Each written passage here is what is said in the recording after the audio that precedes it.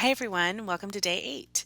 So we're back to Ireland today, and today we're doing a My Little Scrapbook Store National Scrapbook Day challenge. So the good news is the National Scrapbook Day challenges are open until May 31st. So if you're watching this today on May 8th, you can go to the My Little Scrapbook Store online crops page and you can enter the challenges. Every challenge that you enter enters you for a separate $10 gift card. So if you enter this particular challenge, which is the two-page sketch by Heather Bowser, then you are entered in for a $10 gift card for that challenge. There are 19 challenges for 19 different $10 gift cards, and then challenge 20 is the I did it all. So if you do all 20 challenge or all 19 challenges, you're entered in for a $50 gift card. It's a great way to celebrate scrapbooking. It's a way to celebrate National Scrapbook Day. And like I said, this is available right now to you over at the My Little Scrapbook Store online crops page.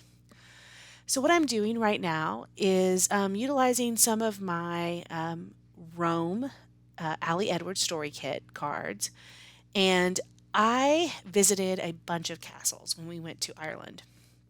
And what I ended up doing is using the Wikipedia pages to find interesting facts about the castles that I visited and put them on the journaling card.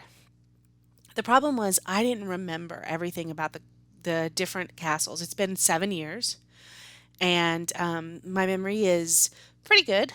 But 7 years ago, and seeing 6 or 7 different castles over a 10-day period, I didn't remember the individual details about all the castles.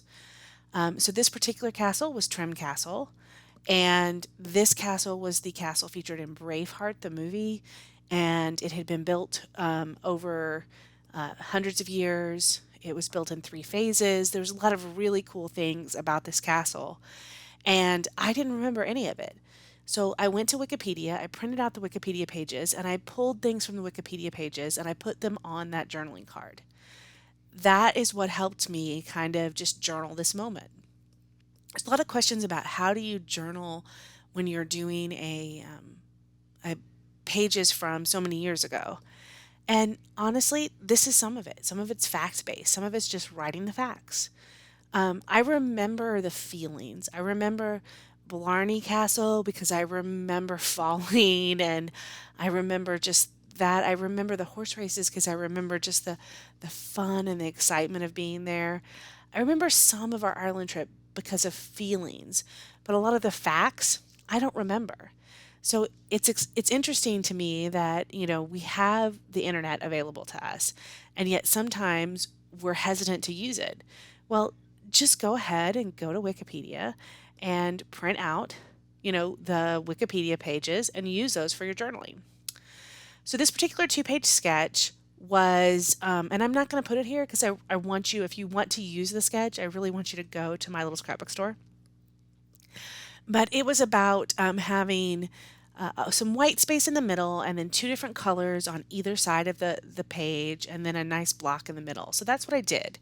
It was 6 photos, or 5 photos, sorry, 3 square photos on the right hand side, 1 square photo on the left, and then 1 larger rectangle photo. So I actually went very much verbatim for this particular scrap.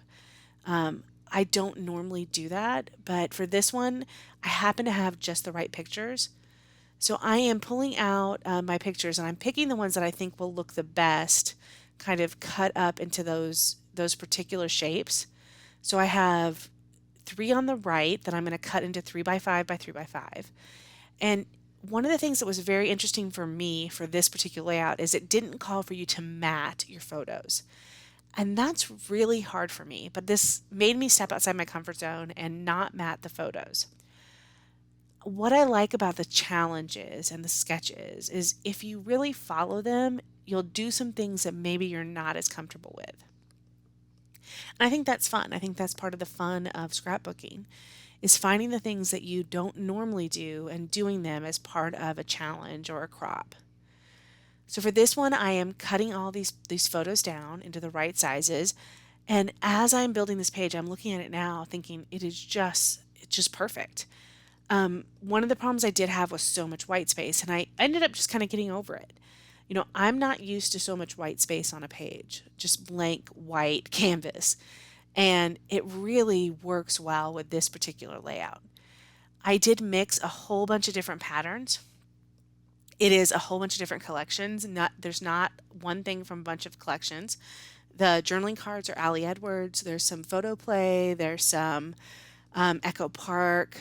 So there's a bunch of different collections in here, and it all works together because they're all the same color scheme. And I think that is actually Paige Evans, Go the Scenic Route, that orange. So I just wanted to pull papers that went with that, the travel badges or stamps on the one paper that I use as the main paper. All of the colors kind of come from that. So now I am just laying everything out. Now, the layout called for a border underneath the yellow paper.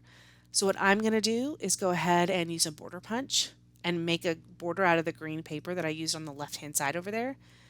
And I'm going to actually map my photo in this green as well. So I think there's a really good kind of continuity on using the same green across the paper. So I'm using it on the left-hand side, and I'm going to use it under the yellow, and then I'm going to use it again to map my photo. So you're going to see that green kind of take a diagonal across the page from the upper left to the lower right. And I think that helps quite a bit. And now I was debating about whether or not to do another green on the top, and I decided not to. I liked just the green on the bottom.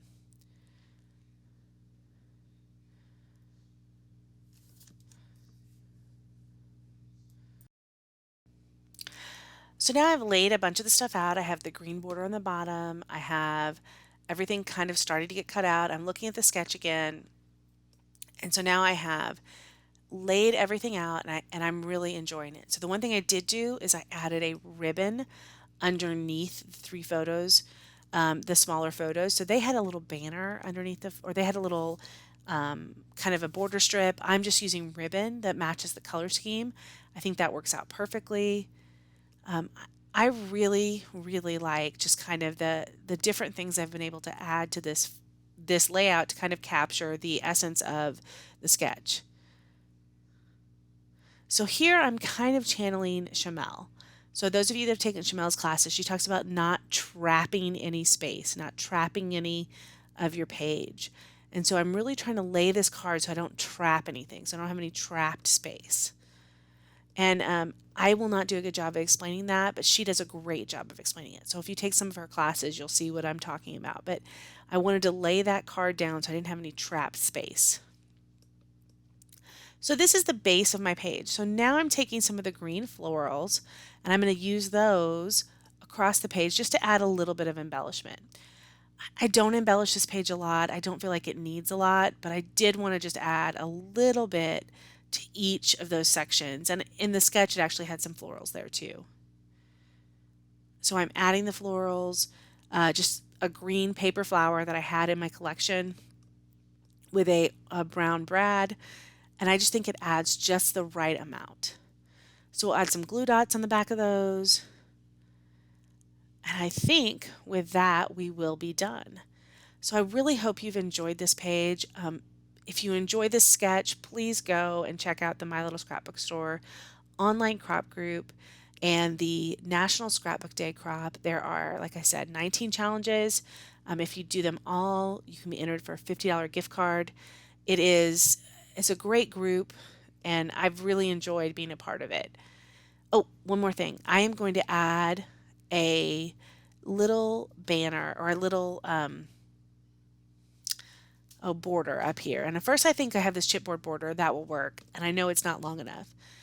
And then I'm going to remember I have these basil strips, and it's a white basil strip, and the color is not good.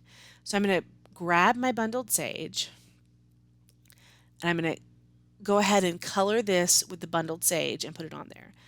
And at first I try to use the ink block right on top of it, and that's not working. Then I try to put my hand on it, and so finally I break down and do what I should have done all along, which is get the dauber and actually just use it to sponge the color on. So these basil strips, I don't even know where I got them from. I'm sure I've had them forever. but they're just some border strips, and they come in really handy on a couple of layouts. And the bundled sage was just the right color. So I'm going to go ahead and lay that out on the page, and I believe that is the final. Oh, I might add a couple of Nuvo drops. So we'll put that on there. We'll lay it back out, and then we may add some Nuvo drops in Yellow Brick Road. Some vintage Nuvo drops in Yellow Brick Road. So that's the end of the page. I hope you enjoyed it. Please, if you enjoyed this, give me a comment below, like and subscribe, and look out for the other ladies doing the 15 days of May. Thanks so much. Talk to you later. Bye-bye.